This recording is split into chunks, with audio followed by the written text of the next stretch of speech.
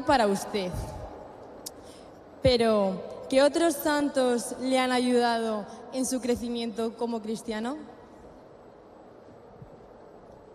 Querido Papa León, mi nombre es María José. Soy inmigrante de Perú y vine ya hace 3 años. En España he encontrado un segundo hogar. Ahora, querría preguntarle sobre sus años como misionero en Perú. ¿Qué recuerdo o qué experiencia guarda como un tesoro de estos años?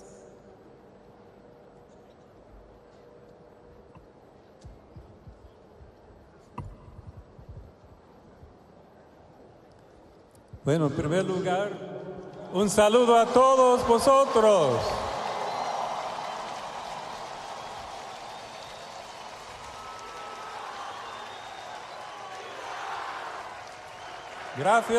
Gracias por estar aquí y gracias por compartir la fe con toda Madrid y con toda España.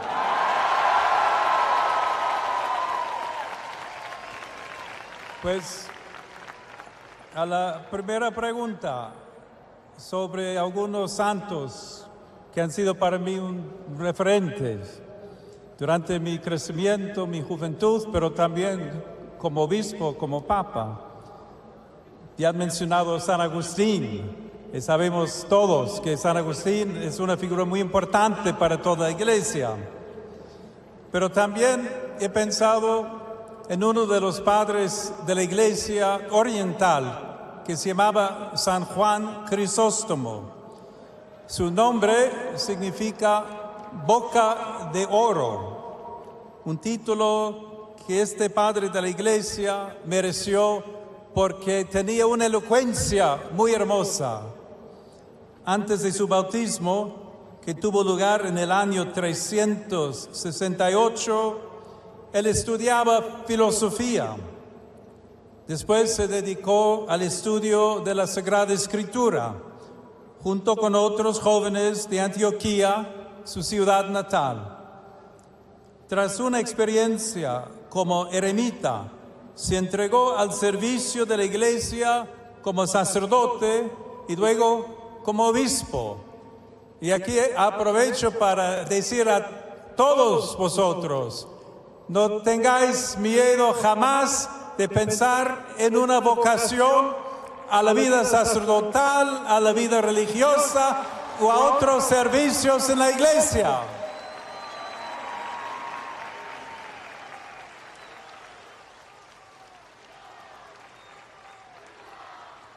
Pues Juan Crisóstomo, que llevaba en su corazón este amor por la palabra de Dios, después de ser sacerdote y obispo, dio un testimonio muy grande, sobre todo con la coherencia de su vida. Se predicaba es porque vivía ese mensaje.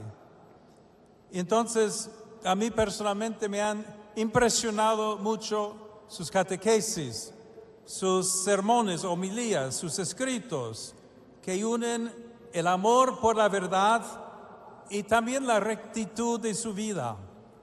Pero también tenía mucha valentía, no tenía miedo de hablar delante del emperador, de decir cosas que eran a favor de la justicia y no solo para complacer el otro. Era un hombre de su palabra. Otro santo en que he pensado es Santo Tomás de Villanueva.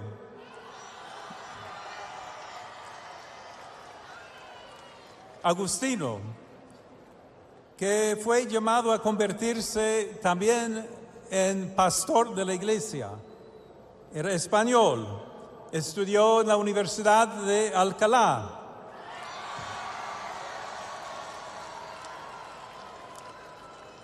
Y por su sabiduría se ganó la estima del emperador Carlos V.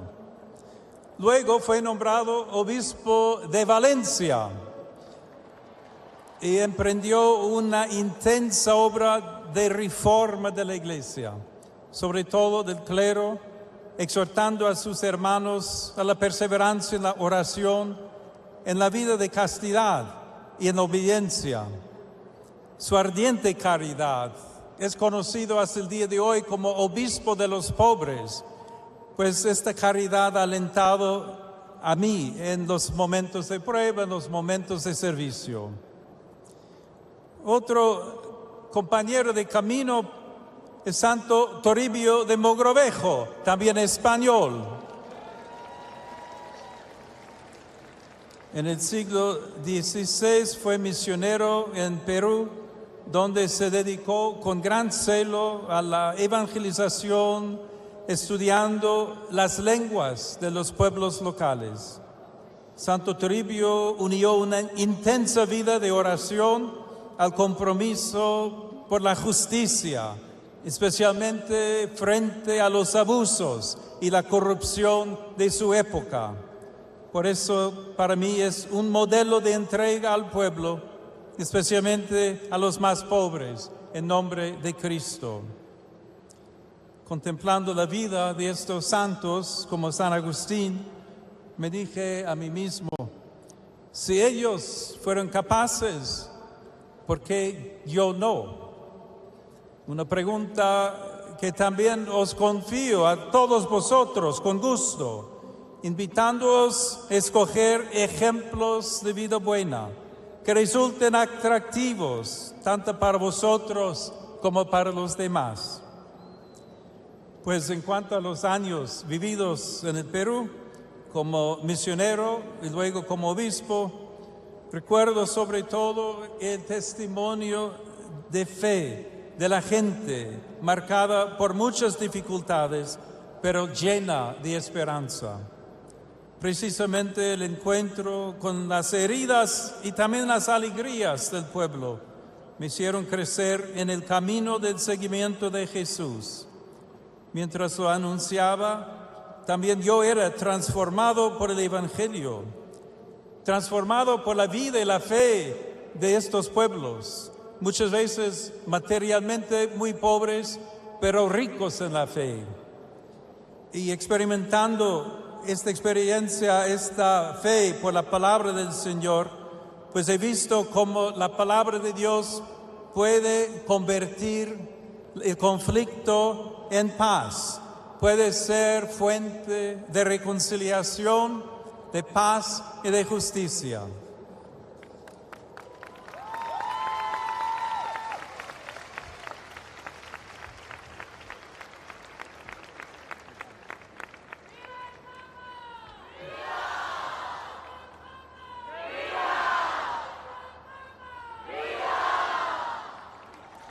Santo Padre, muchas gracias por compartir estas experiencias tan personales con nosotros.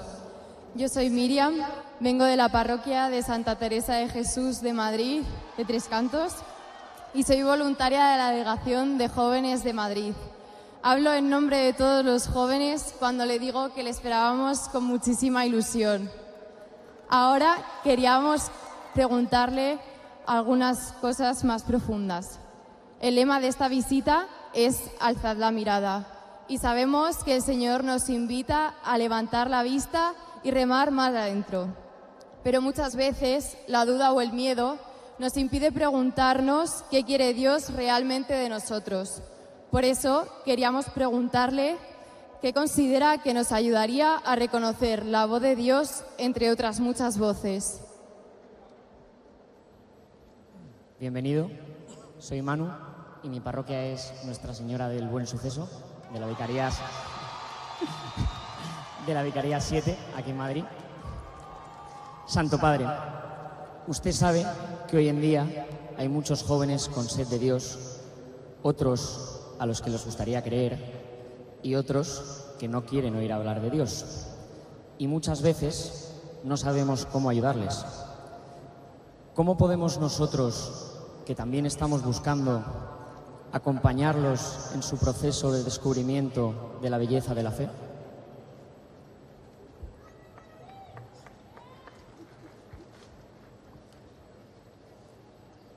Bien, primero podemos hablar un poco de cómo escuchar esta voz de Dios, cómo discernir si es verdaderamente Dios que está hablando o otra cosa, otra atracción, otra dificultad. para reconocer la voz de Dios puede ayudarnos ante todo el silencio. Ahí creo que es muy importante que cada uno de nosotros busque desarrollar la capacidad de estar en silencio. Muchas veces vamos con audífonos, vamos con la música, vamos con la distracción, pero no sabemos estar en silencio. Y creo que muchas veces es precisamente en esta experiencia de silencio que Dios puede hablarnos o que podemos discernir la voz de Dios. Cuando buscamos el silencio, decidimos qué no escuchar y de qué ruidos no dejarnos distraer. Al liberarnos del estruendo de mil voces, reconocemos que algunas engañan nuestros deseos, otras nos compran sin alimentarnos, otras hablan por interés. En el silencio comprendemos que las ideologías pasan mientras la verdad permanece. Y ahí también quisiera subrayar la importancia de buscar la verdad, porque muchas voces, muchas cosas en las redes nos engañan y nos cuentan mentiras. Buscad siempre la verdad.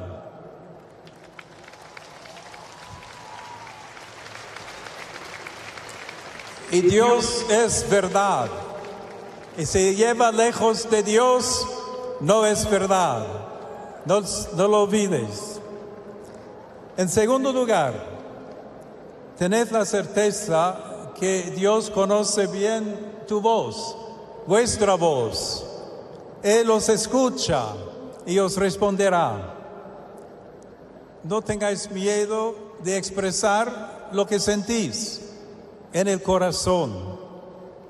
Hay un salmo que dice: el que hizo el oído no va a oír. Nuestro discurso interior se convierte en oración, alabanza y súplica cuando es confiado al único que puede escucharlo. La oración es una voz libre justamente porque no habla para rendir cuentas, para demostrar que estamos preparados o para hacernos sentir importantes. Cuando nosotros mismos nos convertimos en oración, el Señor nos responde con su verbo, que se hizo hombre por nosotros, afirmando que nos ama con todo su ser. En tercer lugar, para reconocer la voz de Dios, es necesario escuchar la palabra. La palabra de Dios está viva, porque es Cristo, cuya voz sigue resonando en la iglesia, que es su cuerpo. Él cumple todas las escrituras, ese testamento antiguo y nuevo dado a los hombres como promesa de salvación. También la adoración eucarística que esta noche compartimos es precisamente el lugar adecuado para guardar silencio, liberar el corazón y estar nosotros mismos ante el Señor, dialogando con Él, de modo que se haga elocuente en su amor, hecho alimento para toda la humanidad. Además, queridos jóvenes, para acompañar a otros a descubrir la belleza de nuestra fe, recordad que ninguno de nosotros nació siendo maestro y que ante el Señor todos somos discípulos. Compartid pues vuestro camino espiritual, dando testimonio de Él con coherencia de vida. La voluntad de seguir a Jesús os renovará constantemente, sobre todo en la hora del cansancio. Y en eso es importante ver que nadie está solo creyendo en Jesús. Mirad cuántos estáis aquí. Y así también en comunidad. en los grupos de jóvenes, en la familia. Podemos todos aprender lo que es la belleza de nuestra fe. Pues compartiendo vuestro camino espiritual, la voluntad de seguir a Jesús os renovará constantemente. Él camina a nuestro paso e ilumina nuestro camino. Siguiendo el ejemplo del Maestro, así os invito a actuar como pastores, educadores, como amigos.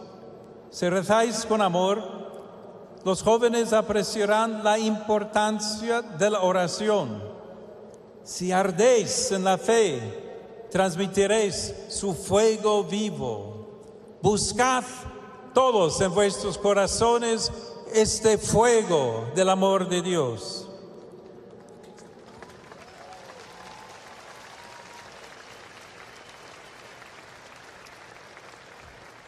Pues ahí está la presencia de Jesús. Y la presencia cercana de Jesús se percibe incluso en los momentos de nuestras caídas, porque Jesús no nos abandona.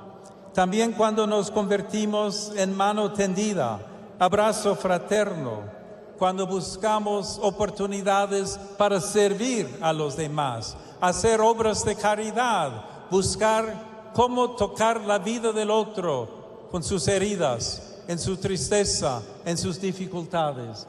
Ahí la fe en Jesucristo se hace vivo. Y ahí es donde Jesús nos ayudará a sostenernos todos mutuamente en el camino.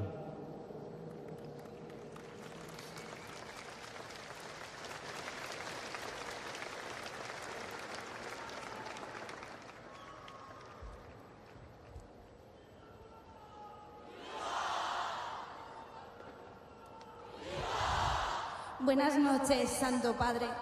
Mi nombre es María, soy universitaria y vivo mi fe en la Juventud Obrera Cristiana.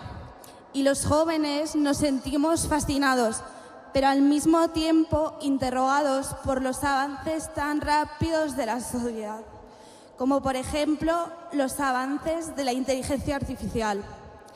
Además, los jóvenes estamos preocupados por nuestro futuro, porque se nos plantean muchos retos, como el acceso al mercado laboral, el acceso a una vivienda digna o la polarización social en nuestros ambientes.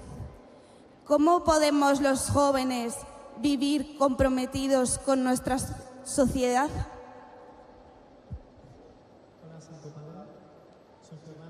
Recién casado y catequista en una parroquia al sur de Madrid. Los jóvenes tenemos un gran deseo de entrega. Queremos caminar y construir juntos la Iglesia, nuestra Madre. Queremos ser verdaderamente el ahora de Dios.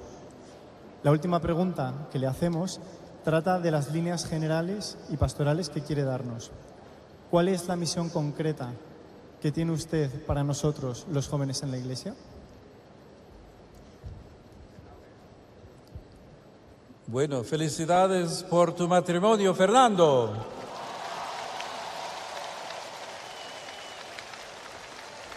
Aquí también he visto otras parejas que se van a casar. Felicidades y bendiciones. Porque si antes dije, no tengáis miedo de pensar en una vocación, el matrimonio también es una vocación. No tengáis miedo del matrimonio y de formar familia.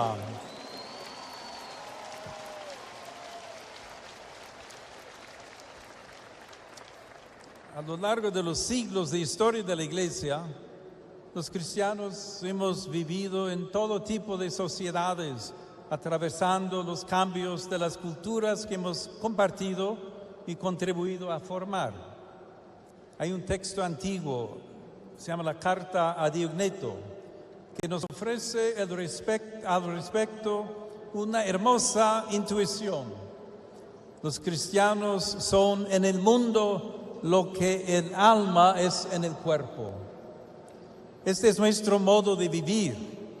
Los discípulos de Jesús son siempre contemporáneos. pero nunca prisioneros del tiempo que pasa. Somos libres en Cristo.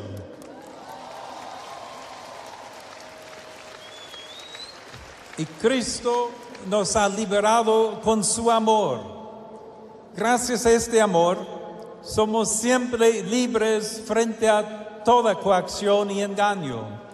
Somos libres de las modas, porque somos discípulos de la verdad.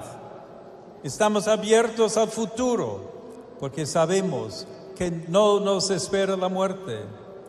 Al contrario, el sentido de la historia culmina en la eterna comunión de vida que Dios prepara para todos.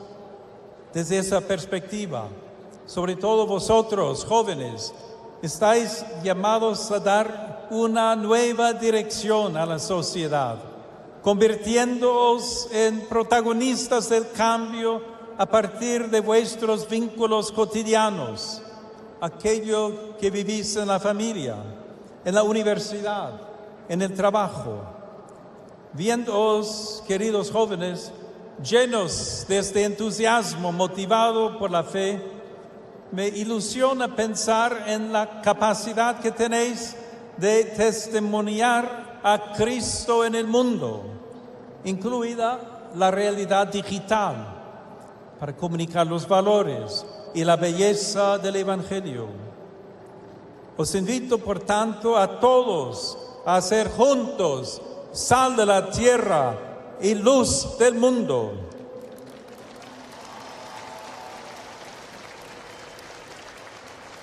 Para vivir así, es necesario, ante todo, interpretar la sociedad presente, viviendo con sabiduría, para poder después transformarla como testigos del Evangelio.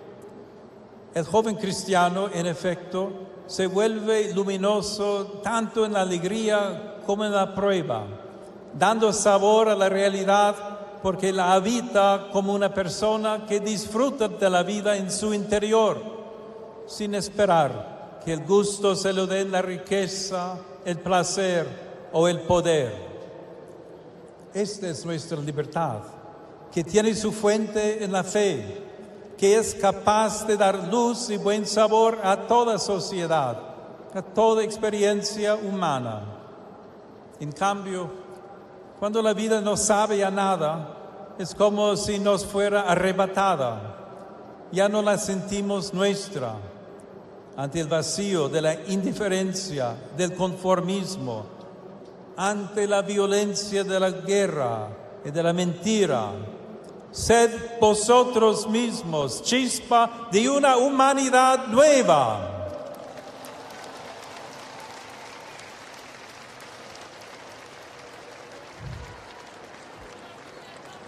Y entonces quiero confiar a todos vosotros una misión,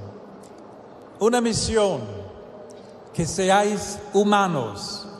Sí, sed humanos, hombres y mujeres de carne y hueso, no apariencias, sino rostros fiables, personas que buscan la justicia porque tienen hambre de ella, como del pan de cada día. Personas que desean una vida honesta y recta, porque gustosamente hacen a los demás lo que querrían que los demás hicieran con ellas. Sed humanos como lo es Cristo, el hombre perfecto, el resucitado que comparte con nosotros la historia en todo tiempo.